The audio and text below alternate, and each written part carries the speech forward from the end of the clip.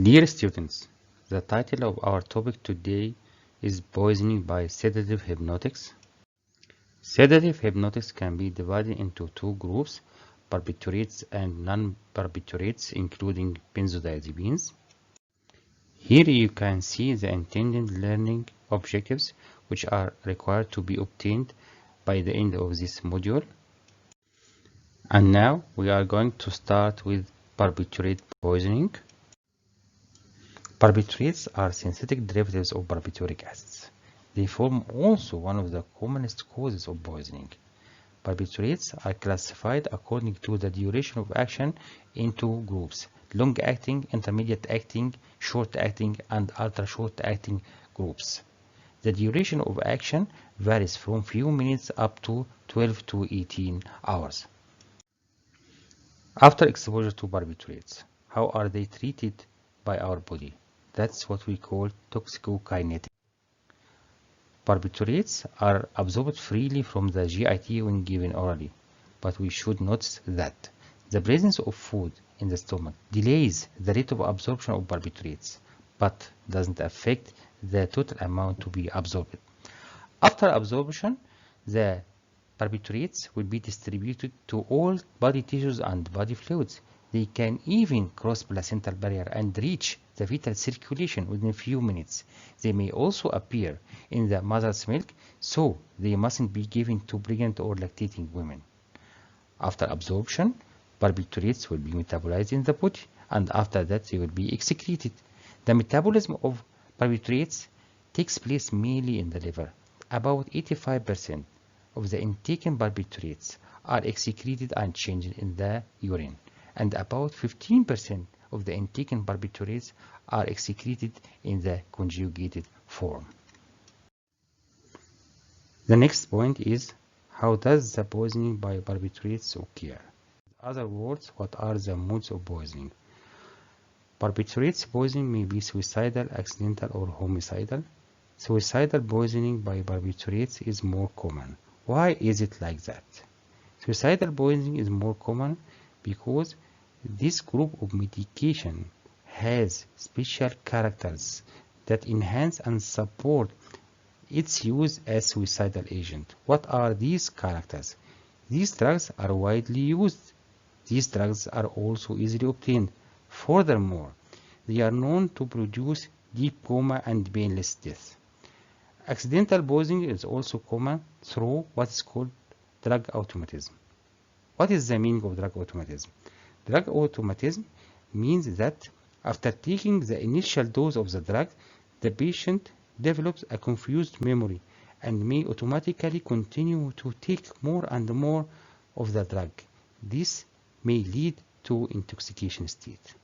On the other hand, homicidal poisoning is rare because the fetal dose of barbiturate poisoning is large, and there is also long interval of unconsciousness between the time of ingestion and the occurrence of death.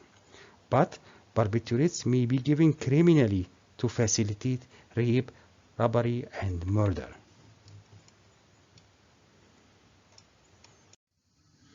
In order to be able to recognize the clinical picture of barbiturates poisoning, we should understand both site and mechanism of action of barbiturates.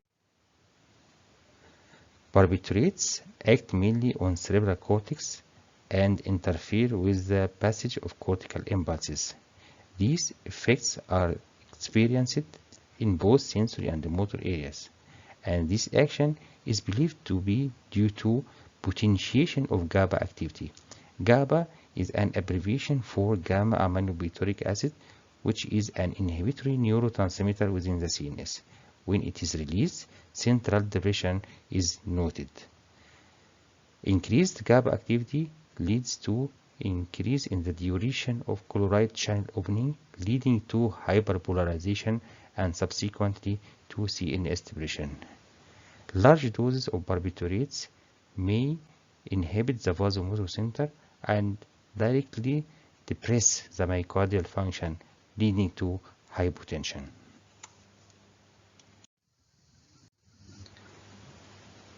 Clinical picture of acute barbiturates toxicity depends on the drug and the route of administration.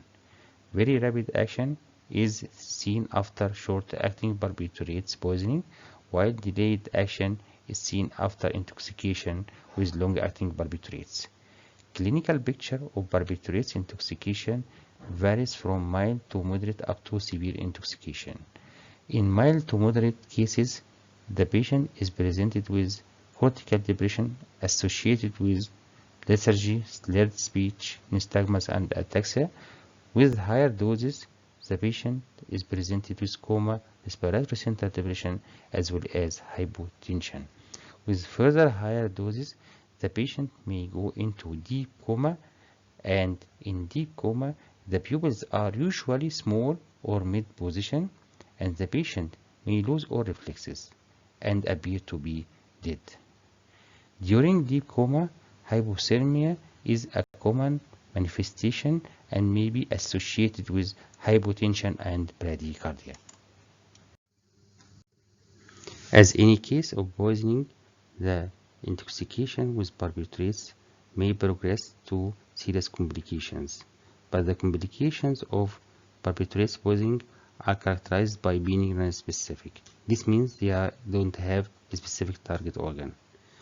Complications may include respiratory center depression and respiratory arrest, leading to irreversible hypoxic brain damage and death. During deep coma, the patient may develop rhabdomyolysis due to ischemic lysis of compressed muscles. In addition, renal failure may occur due to severe dehydration and circulatory collapse and shock. One of the characteristic complications of barbiturates poisoning is what's called Mendelssohn's syndrome.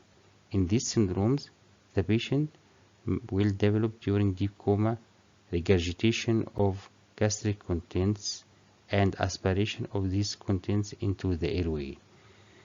The aspired gastric content will lead to destruction of the alveolar membrane of the lung and development of non-cardiogenic pulmonary edema and respiratory failure. Another complication of barbiturates poisoning is bullous cutaneous lesions, which are thin bully over the pressure points of the body.